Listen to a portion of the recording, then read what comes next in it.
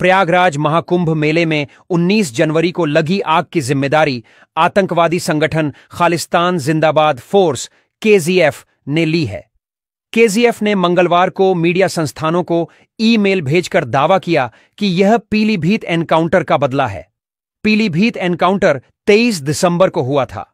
UP police ने 3 खालिस्तानी आतंकियों को मार गिराया था। उधर यूपी पुलिस ने खालिस्तान जिंदाबाद फोर्स के दावे से इनकार किया है। उधर पंजाब पुलिस के special DGP internal security RN Dhoke ने कहा कि यह घटना उत्तर प्रदेश की है, इस वजह से उनका इस मामले में कुछ कमेंट करना ठीक नहीं है।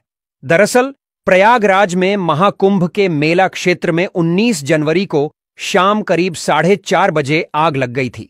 शास्त्री ब्रिज के पास सेक्टर 19 में गीता प्रेस के कैंप में ये आग लगी थी। गीता प्रेस के 180 कॉटेज आग में जल गए थे। आतंकी संगठन ने कनाडा और पंजाब के पत्रकारों ईमेल भेजा है। खालिस्तान जिंदाबाद फोर्स ने कहा कि मुख्य उद्देश्य किसी को नुकसान पहुंचाना नहीं था।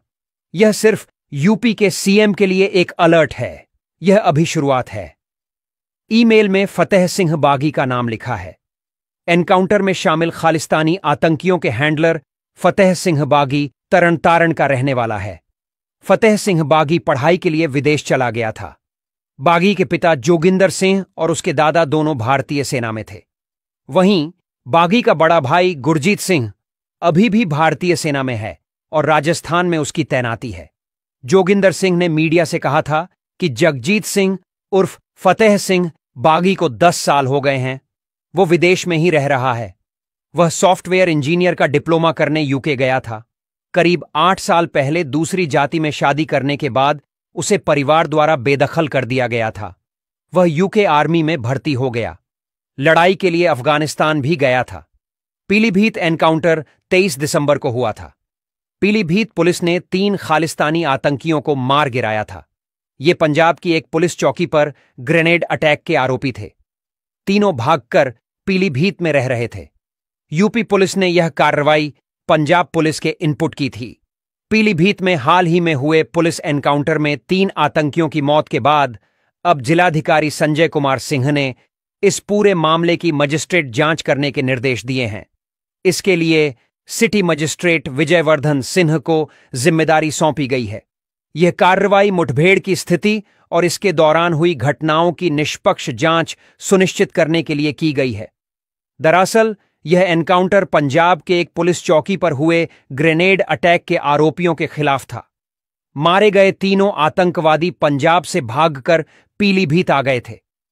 पंजाब पुलिस ने पीलीभीत पुलिस को सूचना दी थी कि ये आरोपी जिले में छिपे हुए हैं, जिसके बाद पुलिस ने नाकाबंदी और चेकिंग अभियान शुरू किया। इस दौरान आरोपियों ने पुलिस पर फायरिंग शुरू कर दी, जिससे घेराबंदी के दौरान पुलिस को जवाबी कार्रवाई करनी पड़ी। मुठभेड़ में 3 आतंकियों को मार गिराया गया। मारे गए आतंकियों की पहचान जसनप्रीत सिंह, गुरविंदर सिंह और वीरेंद्र सिंह के रूप में हुई है। पुलिस ने उनके पास से 2 AK-47 राइफल्स और 2 विदेशी पिस्तौल भी बरामद की हैं। जिलाधिकारी संजय कुमार सिंह ने इस मामले की जांच के लिए मजिस्ट्रेट जांच के आदेश दिए हैं।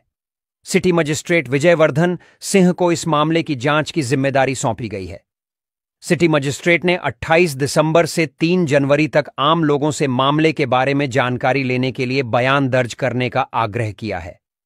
वह अपनी शिकायतें या जानकारी सिटी मजिस्ट्रेट कार्यालय में सुबह 10 बजे से शाम 5 बजे तक दर्ज करा सकते हैं। प्रयागराज में महाकुंभ के मेला क्षेत्र में रविवार शाम करीब 4:30 बजे आग लग गई। शास्त्री ब्रिज के पास सेक्टर 9-20 में गीता प्रेस के कैंप में ये आग लगी। गीता प्रेस के 180 कॉटेज आग में जल गए। अफसरों के मुताबिक गीता प्रेस की रसोई में शाम 4:10 पर छोटे सिलेंडर से चाय बनाते समय सिलेंडर लीक हो गया और आग लग गई। इसके बाद 2 सिलेंडर ब्लास्ट हो गए।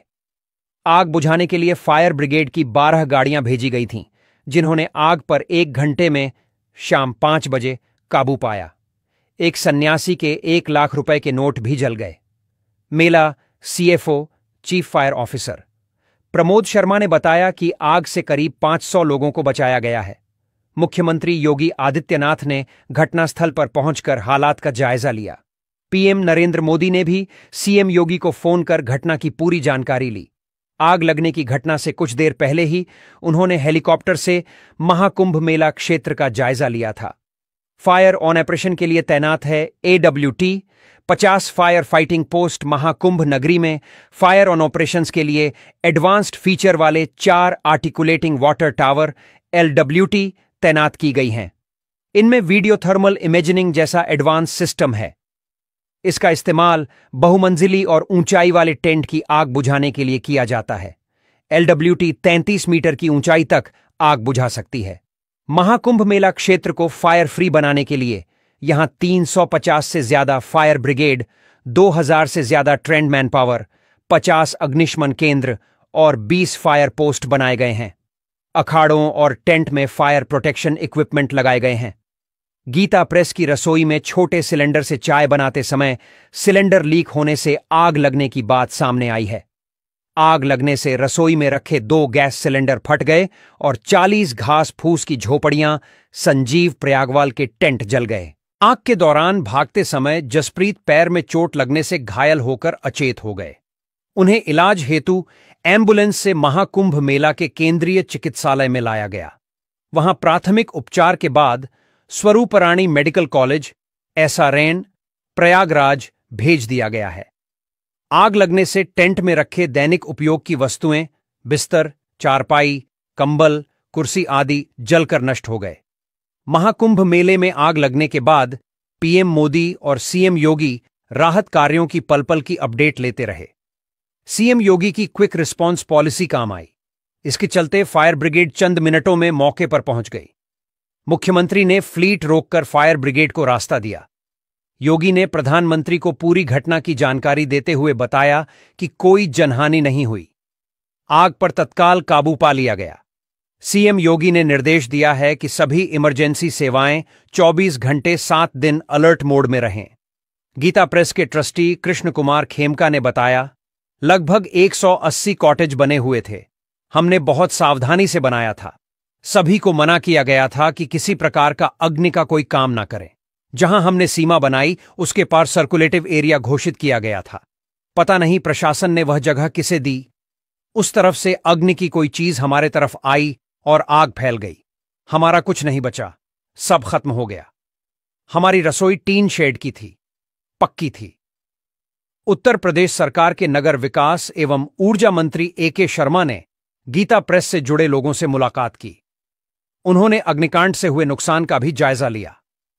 प्रधानमंत्री नरेंद्र मोदी ने मुख्यमंत्री योगी आदित्यनाथ से महाकुंभ मेला क्षेत्र में आग लगने की घटना की पूरी जानकारी ली। मुख्यमंत्री ने उन्हें बताया कि कुशल फायर ब्रिगेड एवं NDRF, SDRF की टीम ने समय रहते आग पर काबू पा लिया।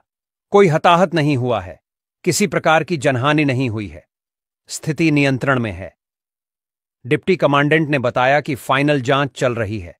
अभी तक किसी के हताहत होने की जानकारी नहीं है। गीता प्रेस के पास कुछ कैंप में आग लगी थी, उसको काबू कर लिया गया है।